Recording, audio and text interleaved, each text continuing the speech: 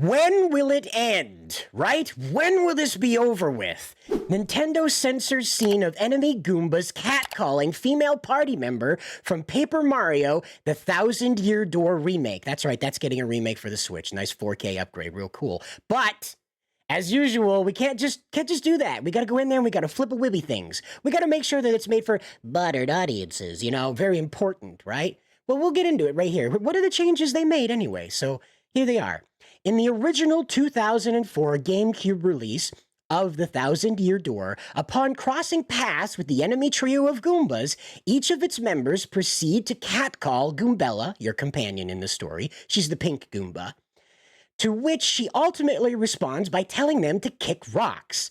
Unable to handle this rejection, though, the Goombas then proceed to save face by attacking both her and Mario, thus kicking off the first combat encounter in which players can actually control the party.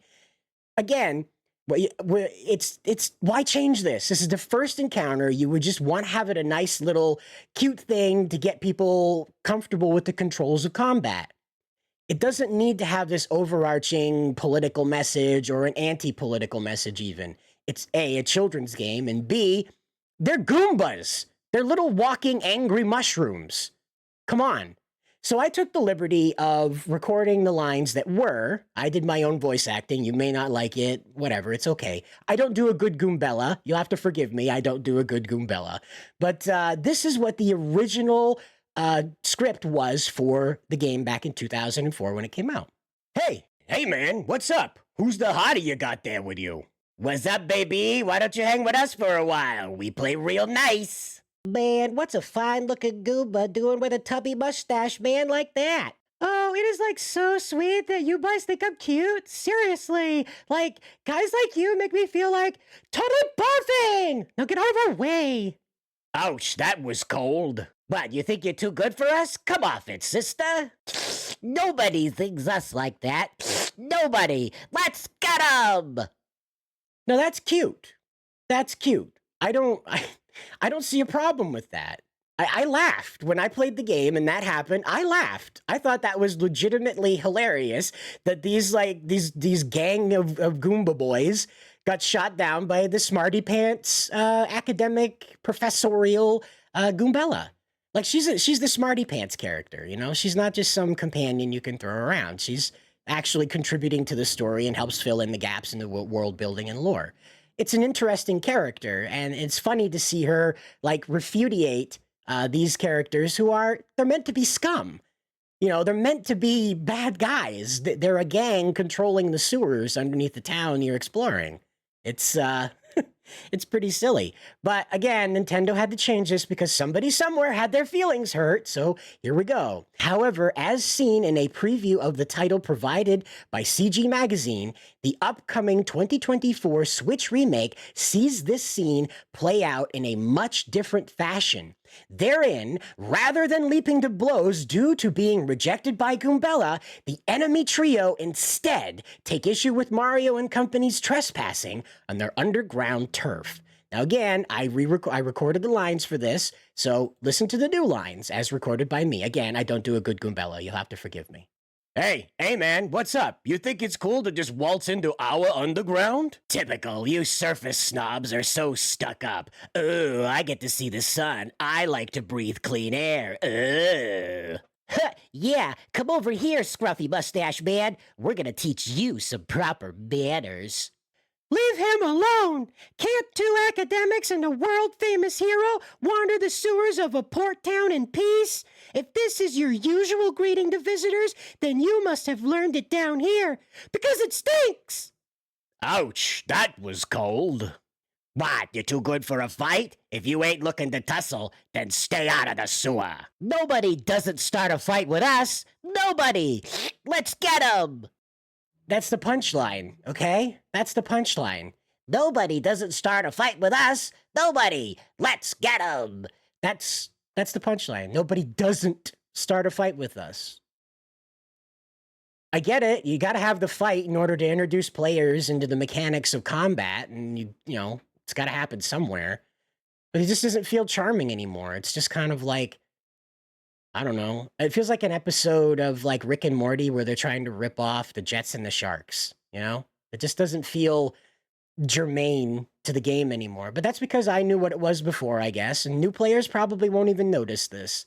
It feels very lame though, and the joke is gone. It doesn't feel funny anymore. It's just kind of, oh, there's these Goombas, and you got to beat them up so you know how to play the game. I don't know.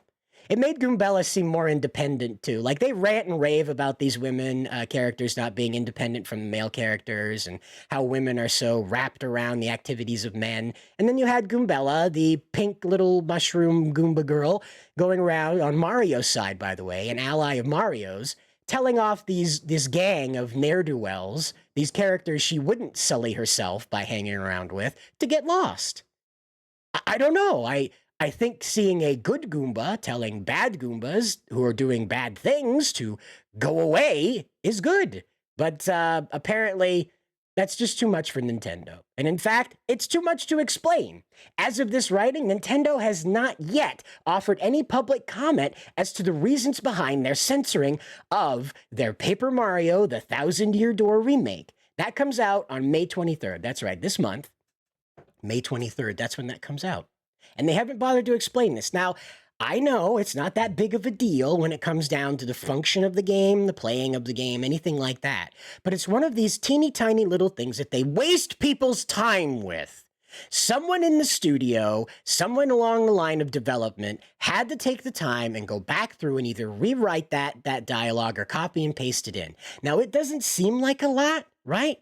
But when you're running a multi-billion-dollar corporation that has deadlines like this, it's a little irresponsible to slow down the process of preparing the game for market to rewrite silly things like this in which nobody anywhere felt their humanity slipping away because a pink mushroom was being whistled at by brown mushrooms in a sewer. Okay? Take that away from this, that they censored Mario for, again, it's like the hard R thing with Stellar Blade. It's the most bizarre censoring you could put into a game. It's such a strange thing to sit down and pay someone to go and fix. It flies in the face of Japanese efficiency on top of that. This is not efficient to go back through and rewrite these nonsensical things. For instance, let's say that for whatever reason, it became totally uncool to have Goombas in the sewer. Something happened in the real world where sewers were suddenly not a cool place to put villains anymore, that this was a verboten place to have in fiction. Now, I would understand if Nintendo wanted to go back through and recontextualize the sewers as metal caves, right? As sludge caves, or however they wanted to do it, okay? But this is ridiculous. Catcalling, and villains catcalling a hero, and the hero repudiating it and looking stronger because of it is now gone. It's like, I have this theory. They go so woke, they circle back to based, right? They go so woke, they circle back to base. They take this woman's independence away from her. So now she's only just defending her right to be down in the sewers, right? Before, Goomba, I know I'm playing this up a lot. I know that I'm over-explaining this situation, but the symbology behind this is important because you didn't see it, but your kid brain did. And similarly, when children are seeing this, their kid brains are going to see that too. So when this no longer speaks to Goombella's character anymore, and it only speaks to the fact that you need to have a combat sequence here so you know what buttons to push on your Switch to kick more paper ass, right? That's the only point of it now. It doesn't serve to exemplify that Goombella is different from the other Goombas you're going to meet in here, and you might even meet other good Goombas as well. In fact, you do. So, okay, this is another stumbling point, right? Another stumbling point. And I really hope that Nintendo cuts this out. It's bad enough that they hire DEI compliance officers for Pokemon. I really hope that they come up for air on this, especially after the Stellar Blade fiasco. I hope this Stellar Blade thing goes through the entire gaming development community like a lightning bolt. And they all wake up to this. This is absolutely asinine. Ask yourself, if you're at the boardroom and your boss says, hey, by the way, I need you to go back to that Goomba battle at the beginning of the game and rewrite it so that somebody somewhere doesn't feel objectified because they see themselves as a pink mushroom with a hard hat on. Okay? But that's just what's happening right now. So if you're gonna buy Paper Mario: The Thousand Year Door remake, right? Right out of the gate, you're gonna be reminded that the SJWs won and they got a hold of it.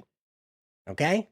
Right out of the gate, intersectional feminism is reminding you that you can't even enjoy an independent female character without their guardrails in place.